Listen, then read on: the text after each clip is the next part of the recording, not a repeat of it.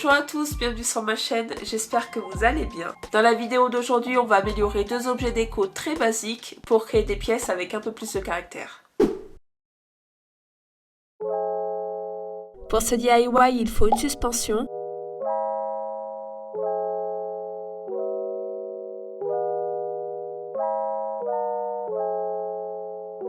de la colle pour loisirs créatifs et de la feuille d'or. J'ai acheté ce paquet il y a déjà quelques années chez Action.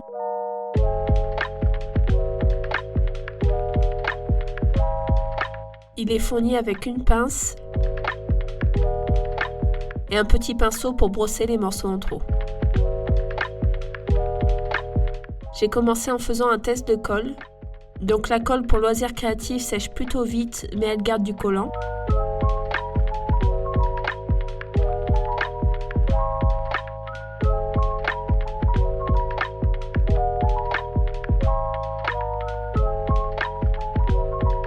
Et dans le même type de colle, la colle à bois sèche moins vite et elle glisse un petit peu.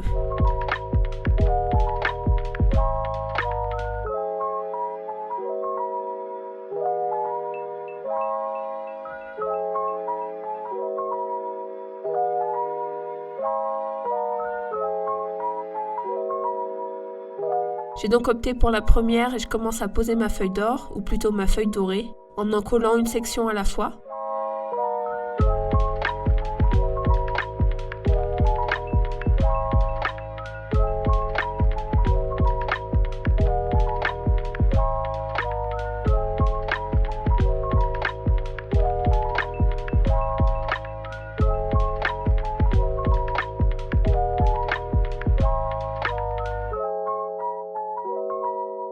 Comme je savais pas du tout si j'allais en avoir assez pour faire toute la suspension, j'ai travaillé par étage. En fait, il y en a largement assez, j'aurais pu en faire 5 ou 6 comme ça.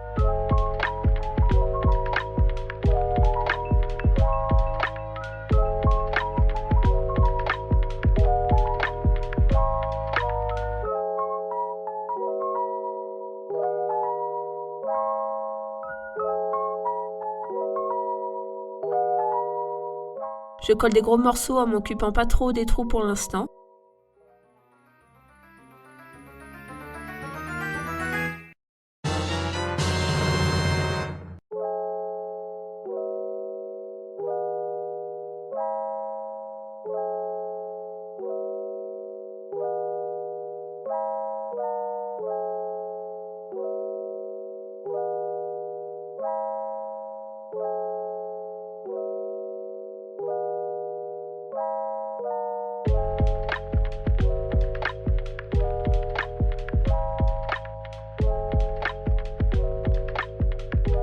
J'ai ensuite fait une deuxième rangée.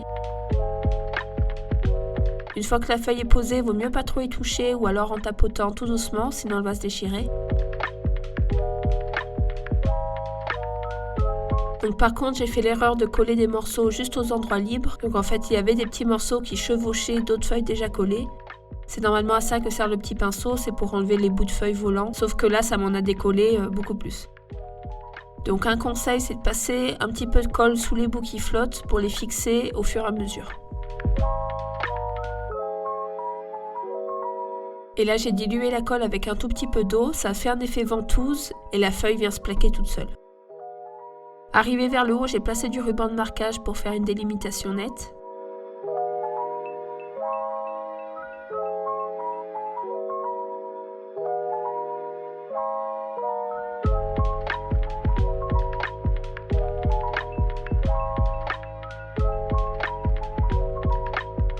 J'ai essayé de tasser au doigt les feuilles volantes, mais ça n'a pas donné grand chose.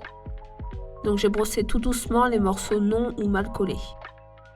À ce moment-là, je me suis dit que je préférais même le résultat avec des trous un peu déstructurés comme ça plutôt que tout recouvert. Mais j'ai quand même comblé les plus gros espaces en collant bien les bords.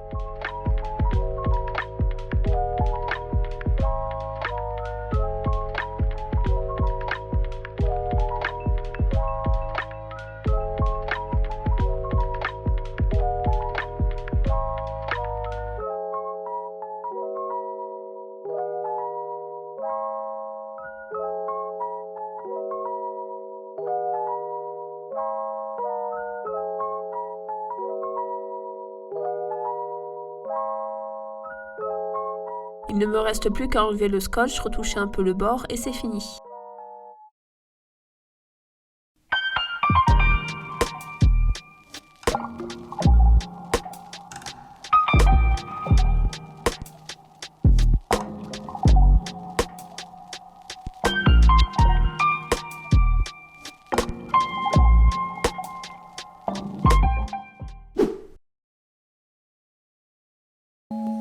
Dans le deuxième DIY, on va améliorer et donner de la personnalité à un vase transparent.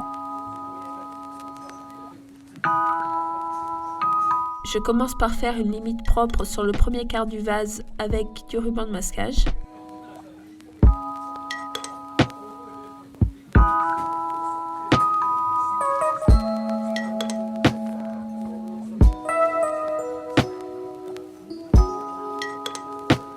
Puis je dessine un motif avec un pistolet à colle chaude. Donc j'ai choisi un motif ethnique composé de points et de flèches. Vous pouvez totalement faire le motif que vous voulez tant que c'est possible de le dessiner au pistolet.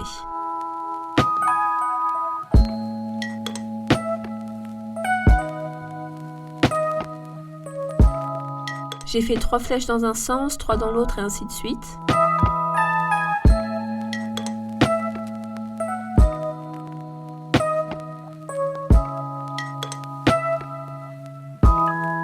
Et je termine par une ligne horizontale. Donc ça n'a pas besoin d'être parfait, au contraire ça donne un petit côté art primitif.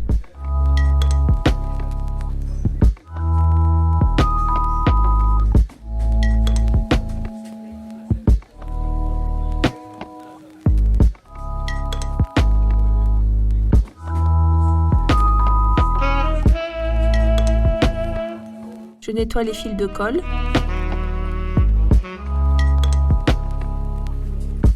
Et je passe à l'enduit. J'utilise du joint de carrelage. C'est le seul que j'avais sous la main, mais celui d'Action par exemple va aussi très bien pour une fraction du prix. Et j'ai mélangé avec un tout petit peu de peinture verte pour donner un blanc frais.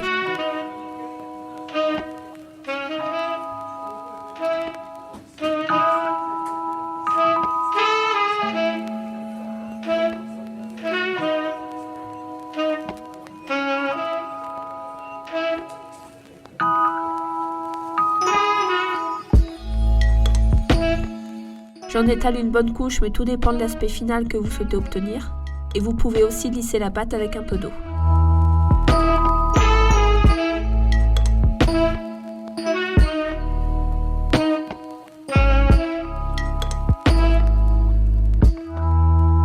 Avant que ça sèche, je décolle mes motifs. Donc là, j'étais vraiment surprise qu'ils viennent aussi facilement. Je pense que c'est à cause de l'humidité de la pâte.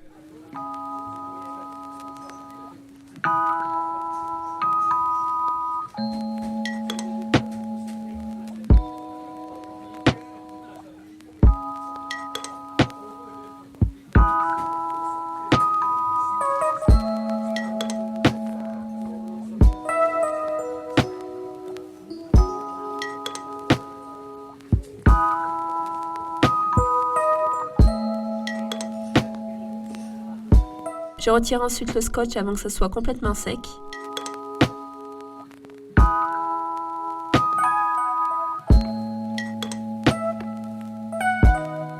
Et une fois le joint bien pris, je ponce avec un papier de verre en 120.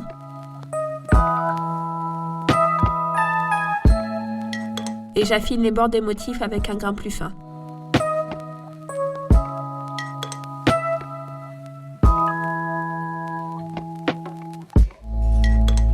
Pour finir, je nettoie le verre avec un coton-tige et de l'eau.